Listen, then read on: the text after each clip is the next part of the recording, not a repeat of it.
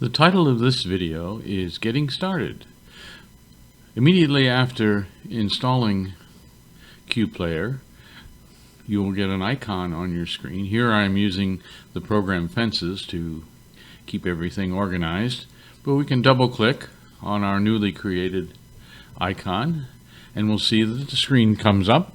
And the first thing that we have to do is decide and set up the output amplifier or output that we're going to be using. QPlayer can output cues and sounds to any of the attached devices to your computer, so there can be several, and there's no way to know ahead of time which ones you want to use. So the program first asks you to select one. It asks you twice just in case. So we go up here to Options and Set Defaults as instructed in that pop-up. And here the default screen shows up. We can select a default, a cue type of sound. Could be a sound or a video if you purchase QPlayer Premium Plus. We will select sound. We will have a default of advance at the end of the cue. And here's where we're really wanting to go, which is the cue device. We click on here, we'll get a drop-down menu of all the devices that you have attached to your computer. In this case, we're going to use the speakers, the high definition audio that is built into the motherboard on this particular computer.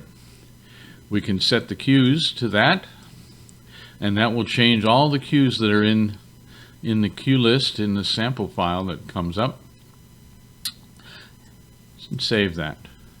Now here we have the first thing that you see then is the sample cue file that is automatically selected for you. If you don't want that as time goes on to have the last used cue list come up, you can uncheck this box down here for auto open cue file, and the program will open with a blank screen, and you can select your cue file.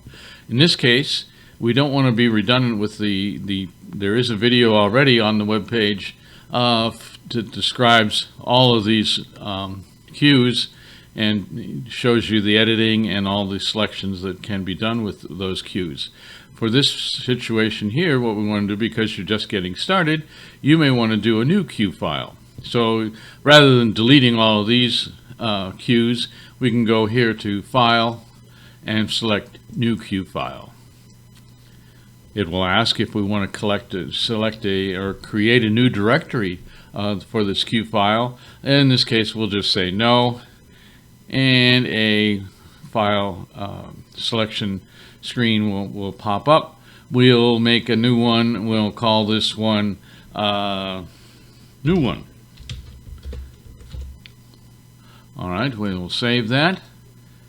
And we need to add then the first cue for the New One cue file.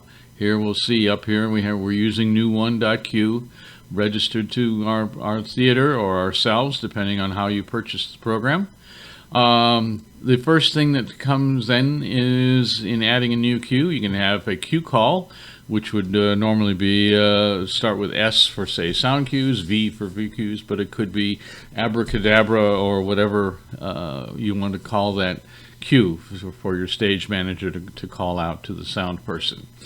Our cue description would then be, this is going to be the, say, first cue, and maybe it's a doorbell or something like that.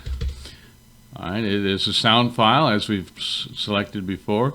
We can choose a text color. The default is cream, but we can go here and select any of the cue colors that you may have noticed in the sample cue file.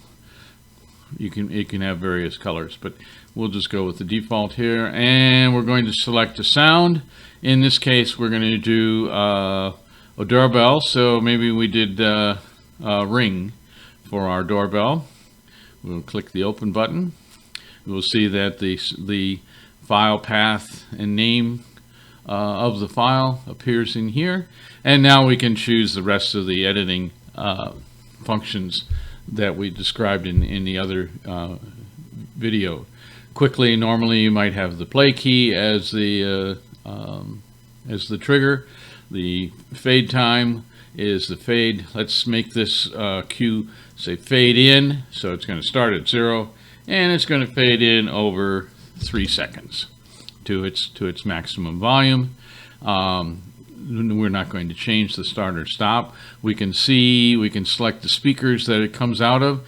Remember, we selected the speakers, the high definition audio. In this case, it's strictly a stereo output, so you only have a choice of front or all, which is really the same thing.